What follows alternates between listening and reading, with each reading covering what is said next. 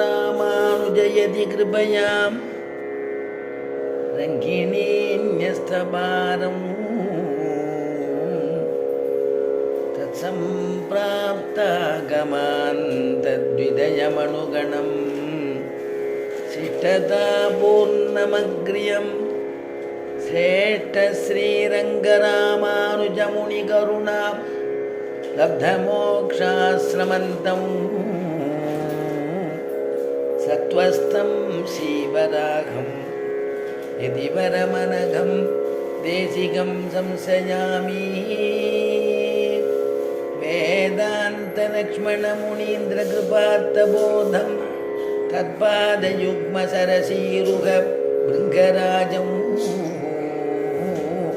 त्रय्यन्तयुग्मकृतभूरिपरिश्रमन्तं श्रीरङ्गलक्ष्मणमुनिं शरणं प्रपद्ये श्रीमान् वेङ्कटनाथार्यः कवितार्किककेसरी वेदान्ताचार्यवर्यो मे सन्निधत्तां सदा हृति दिशन्तु मे देव सदा त्वदीयाः दयातरङ्गानुचरा कटाक्षाः श्रोत्रेषु पुंसाममृतं क्षरन्तीं सरस्वतीं संसित कामधेनुं त्वत्प्रेयसश्रवणयोः अमृतायमानां तुल्यां त्वदीयमणिनूपुरसिञ्चितानां गोदे त्वमेव जननि त्वदभिष्टवार्हां वाचं प्रसन्नमधुरां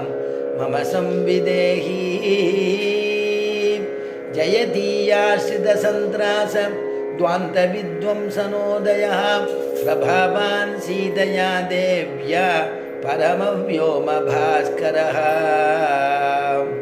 कूजन्तं राम रामेति मधुरं मधुराक्षरम् आरुह्य कविता शाखां वन्दे वाल्मीकिकोकिलम् अञ्जनानन्दनं वीरं जानकीशोकनाशनं कपीसमक्षहन्तारं वन्दे लङ्का भयङ्करम्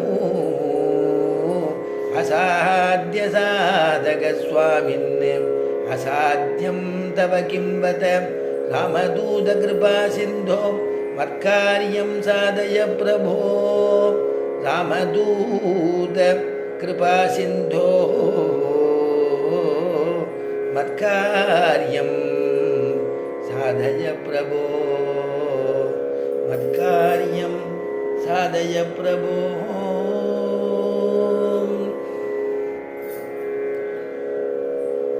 ஸ்ரீபதியான பகவான் ஸ்ரீமன் நாராயணன் ராமனாக அவதாரம் பண்ணி ஒவ்வொருத்தரையா தன்னுடைய சகோதரர்களாக சேர்த்துக்கக்கூடிய ஒரு அழகை நம்ம அனுபவித்தோம்.